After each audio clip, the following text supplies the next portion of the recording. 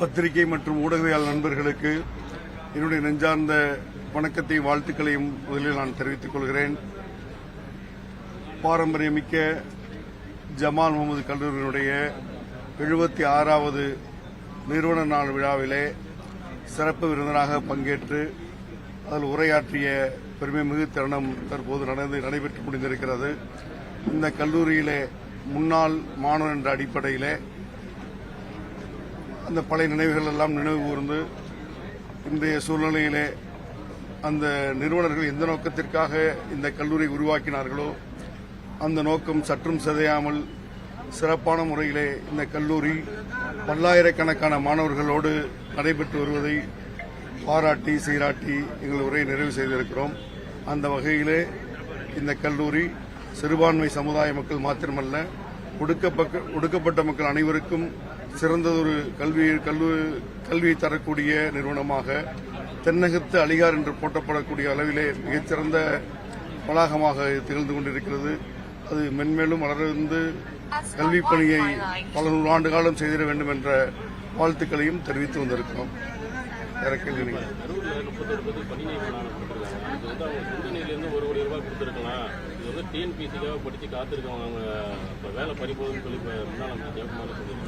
இல்ல, அரசியல் இதுமுறை ஒரு ஆட்சி மாறும்போதும் அதுபோல விமர்சனங்கள் வருவது இயற்கையான ஒன்றுதான். இது கரூரில் ஒரு துயர சம்பவத்தில் ஒரு 41 உயிர்கள் பணி போயிருக்குது. அந்த குடும்பத்தினுடைய நன்மை கருதி மாண்புமிகு முதலமைச்சர் அவர்கள் முடிவெடுத்திருக்கிறார்கள்.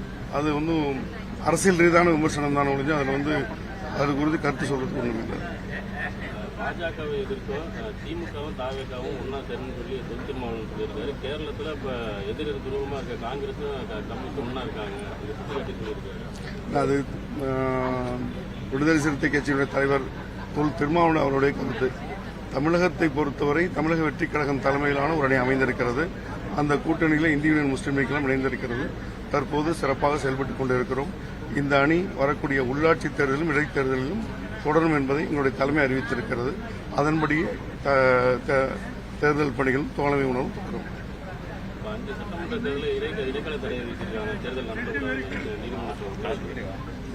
நீதிமன்றத்தை உத்தரவு விமர்சிக்கிறது என்ன இருக்கு? நிர்ணயம் கொடுத்திருக்கு. அதையெல்லாம் மீறி எப்படியா இருந்தாலும் அங்கே ஒரு இடைத்தேர்தல் வரப்பட்டு அங்கு சட்டமன்ற உறுப்பினர் தேர்ந்தெடுக்கப்படுவது அவசியம்.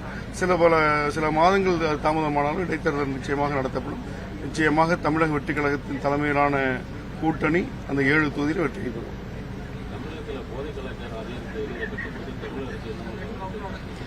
போதை மருந்து கலாச்சாரத்தை ஒழிக்கணுங்கிற அடிப்படையில் இந்த ஆட்சியில் எல்லா ஆட்சியுமே அதுக்கான தொடர்ச்சியான நடவடிக்கை எடுத்து வந்துட்டு தான் இருக்குது. அது சென்ற ஆட்சியிலும் அதற்கான நடவடிக்கை எடுக்கப்பட்டிருக்கு. வடநாடுகளிலிருந்து பல்வேறு வெளிமாநிலிருந்தும் போதைப் பொருட்கள் இங்கே இறக்குமதி செய்யப்படுவதாக தகவல் தொடர்ச்சியாக தரப்பட்டு அதற்கான காவல்துறை அதற்கான நடவடிக்கை எடுத்து வந்து கொண்டிருக்கிறார்கள். தற்போது அமைந்திருக்கக்கூடிய இந்த ஆட்சியும் மாண்புமிகு முதலமைச்சர் ஜோசப் விஜய் அவர்களும் அதற்கான முயற்சியை தீவிரமாக எடுத்துக் கொண்டிருக்கிறார்கள். கடந்த 15 தினங்களுக்கு முன்பு கூட இந்த போதை ஒழிப்புக்காக ஒரு விழிப்புணர்வு பேரணி சர்வதேச அளவில் நடந்தது. அதில் தமிழகத்திலும் தொடங்கி வைத்து அந்த போதை ஒழிப்பை தீவிரமாக செயல்படுத்துவோம் என்ற வாக்குறுதி அளித்திருக்கிறார்கள். அதற்கான நடவடிக்கை தொடர்ச்சியாக நடந்து வந்து கொண்டிருக்கிறது. பட்ஜெட் வரப்போகுது. சிறுபான்மை நலத்துறை சார்பாக நீங்க என்ன மாதிரி விஷயங்கள் கோரிக்கை வைக்கிறீங்க? அந்த புதிய திட்டங்கள் அறிவிக்க வாய்ப்பு? ஆகஸ்ட் முதல் வாரத்தில் பட்ஜெட் கூட்டத்தொடர் தொடங்கும் என்று ஆலோசிக்கப்பட்டு வருகிறது. அந்த வகையில் கடந்த 15 நாட்களாக ஒவ்வொரு துறை ரீதியாக இருக்கக்கூடிய அமைச்சர்களையும் அதிகாரிகளை அழைத்து மாண்புமிகு முதலமைச்சர் அவர்கள் ஆய்வுக் கூட்டங்கள் நடத்தி வந்து கொண்டிருக்கிறார்கள். அந்த வகையில் சில தினங்களுக்கு முன்பு சிறுபான்மை நலத்துறை சார்பிலும் ஆய்வுக் கூட்டம் நடைபெற்றது. அந்த ஆய்வுக் கூட்டத்தில் சுமார் 15% இருக்கக்கூடிய சிறுபான்மை மக்கள், குறிப்பாக கிறிஸ்தவ மற்றும் முஸ்லீம் மக்களுடைய நலனை கருத்தில் கொண்டு அவர்களுடைய சமூக பொருளாதார கல்வி மேம்பாட்டினை கருத்தில் கொண்டு பல்வேறு திட்டங்களையும் அவர்களிடத்திலே நாங்கள் கையளித்திருக்கிறோம். அது குறித்து உரிய ஆய்வு செய்து வரக்கூடிய நாட்களிலே துறை ரீதியாக இருக்கக்கூடிய செயலர்களையும் நிதித்துறை அமைச்சரையும் கலந்து ஆலோசித்து வரக்கூடிய நிதிநிலை அறிக்கையில் நிச்சயமாக சிறுபான்மை மக்கள் மகிழக்கூடிய வகையில் நிச்சயமாக அறிவிப்புகள் வெளிவரும். எதை சொல்றீங்க? இல்ல வக்ஃபாரியம் ஆல்ரெடி இயங்கிட்டு இருக்கு. வக்ஃபாரியம் இயங்கிட்டு இருக்குது. வரக்கூடிய 15, 16ஆம் தேதி வக்ஃப் வாரியத்தினுடைய மாதாந்திர கூட்டம் நடைபெற இருக்கிறது. அதில் ஒன்றும் இல்லையா. உப்பு சொத்துக்கள் நிறைய ஆக்கிரமிப்பு போல வீடு சொன்னாங்க, மீட்கப்பட சொன்னாங்க. இதுவரை மீட்கப்பட்டிருக்காங்க.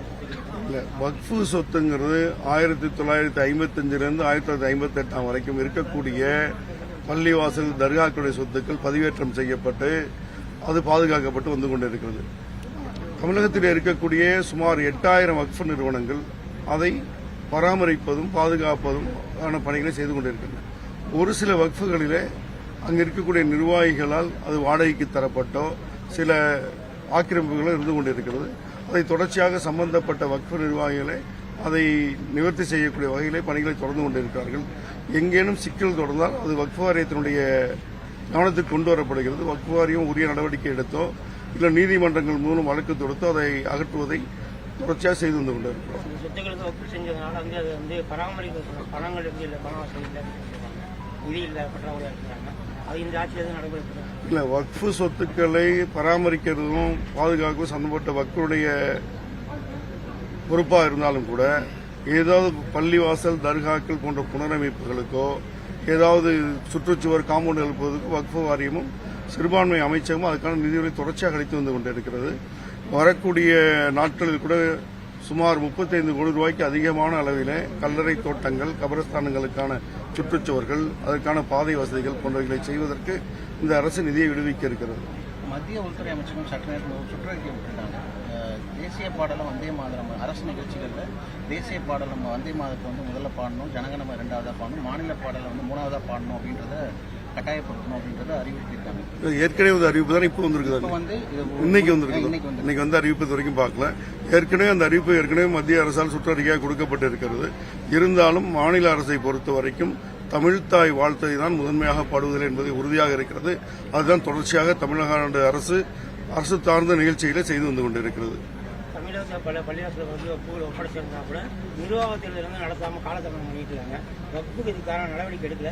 இது சம்பந்தமாக நடவடிக்கை தமிழகத்தில் 8000க்கும் அதிகமான வக்ஃபு நிறுவனங்கள் இருக்கு. அதெல்லாம் தேர்ந்தெடுக்கப்பட்ட நிர்வாகிகள் இருந்து கொண்டுதான் இருக்கிறது. சில நூற்றுக்கணக்கான பள்ளிவாசலில் அங்கு இருக்கக்கூடிய நிர்வாகிகளுக்கிடையே இருக்கக்கூடிய கருத்து வேறுபாடுகளினால் தேர்தல் தள்ளி போக வாய்ப்பு இருக்கிறது. அதுபோன்ற கோரிக்கைகள் வரும்போது வக்ஃபு வாரியம் தொடர்ச்சியாக தேர்தல் நடத்தி வந்து கொண்டிருக்கிறது. நீண்ட நெடிய பட்டியலாக இருப்பதால் ஒவ்வொன்றாக நடத்தி முடித்துக் கொண்டுதான் இருக்கிறார். தொடர்ச்சி அது தொடர் நிகழ்வாக தமிழகம் முழுவதும் நடந்து கொண்டிருக்கிறது. முதல்வர் பேசுனதுக்கு பலரும் விமர்சனம் பண்ணியிருக்காங்க. குறிப்பா அவர் நான் ஓடல அப்படின்னு சொல்லியிருக்காரு. ஆனா இவர் அப்பவே ஓடிட்டாரு. ஆனா ஏர்போர்ட்ல 30 பேர் இறந்துட்டாங்க, கூட்டத்தை ஓடிட்டாருன்னு சொல்லி பத்திரிகை அமைச்சர் அந்த நிகழ்வை நம்மளும் பார்த்திருக்கோம். நேற்று நடந்த நிகழ்வில் மாண்பு முதலமைச்சர் அவர்கள் அது குறித்து தெளிவாக விளக்கி பேசியிருக்காங்க. அந்த நிகழ்வு நடக்கும்போது இருக்கக்கூடிய ஆட்சி அதில் இருந்த காவல்துறை அதிகாரிகளுடைய அறிவுறுத்தல் பேரில் தான் அவர்கள் அந்த சம்பவ இடத்திலிருந்து மாறி திருச்சிக்கு வர வேண்டும், சென்னைக்கு செல்ல வேண்டும் இருந்ததற்காக அது ஓடிப்போன மாதிரி மற்றவங்க காழ்ப்புணர்ச்சியில் அரசியல் ரீதியான விமர்சனம் முடிஞ்சு அது உண்மை இல்லை. இல்ல, அங்க இருக்கக்கூடிய சூழ்நிலையில அரசு அதிகாரிகள் காவல்துறை அதிகாரிகள் எதை அறிவுறுத்தினார்களோ அதுதான் அவங்க ஃபாலோ பண்ணிருப்பாங்க. காவல்துறை இங்க சூழ்நிலை சரியில்லை அப்படிங்கும் போது இங்க வர வேணாம்னு சொல்லும்போது காவல்துறை அதிகாரிகள் மீறி எப்படி செயல்பட முடியும்? அதனால காவல்துறை அதிகாரியோட அறிவுறுத்தல் மேல தான் அதெல்லாம் நடந்தது. திருச்சி நத்தல் அறங்காவல் நியமிக்கிற பிரச்சனை வந்துட்டு இருக்கு. இது சம்பந்தமாக நடவடிக்கை எடுக்க திருச்சி நத்தல் தர்கா சம்பந்தமா வழக்குகள் நீதிமன்றத்தில் இருக்குது. அது நீதிமன்றத்தின் முடிவுக்கு கட்டுப்பட்டது. நீதிமன்றத்தில் சரியான தீர்ப்பு வழங்கும் என்று நம்புகிறோம். இடைத்தேர்தலுக்கு ஹைகோர்ட் தடை போட்டிருக்கு. தேர்தல் ஆணையம் கட்டுப்படுமா? நீதிமன்ற தீர்ப்புக்கு நிச்சயமாக கட்டுப்படும். அது மீறி தேர்தல் நடத்தணும்னா அந்த ஹைகோர்ட்ல போயிட்டு தேர்தல் ஆணையம் அதுக்குரிய விளக்கத்தை அளித்து தேர்தல் நடத்த வேண்டும் என்று சொல்லும். எப்படியா இருந்தாலும் அந்த 7 தொகுதியை காலியா வச்சிருக்க முடியாதுல்ல, தேர்தல் நடத்த வேண்டும். சில பல காரணங்களுக்காக சில பல விசாரணைகளுக்காக அதற்கான தடை இருக்கும். அந்த தடை விரைவில் நீக்கம் பெறப்பட்டு இடைத்தேர்தல் நிச்சயமாக நடைபெறும்.